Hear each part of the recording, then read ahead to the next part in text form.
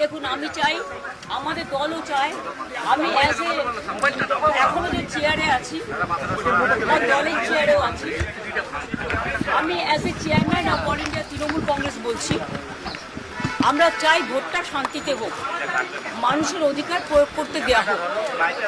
কিন্তু বিশেষ করে কতগুলো অবজারভার নিয়ে আসা হয়েছে বিভিন্ন জায়গা থেকে এবং অনেক পুলিশ অফিসার নিয়ে আসা হয়েছে যারা বাংলাকে বোঝে না।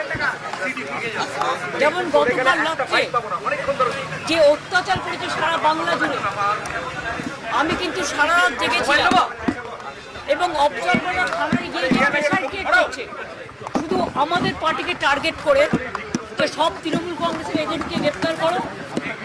ব্লক প্রেসিডেন্ট, আমার ইউথের ব্লক প্রেসিডেন্টকে সকালেও অ্যারেস্ট করেছিল, আমাকে যাদের চেতলা যেতে হয়েছিল, থানায় আমি যাইনি, ববি গিয়ে ছাড়িনি।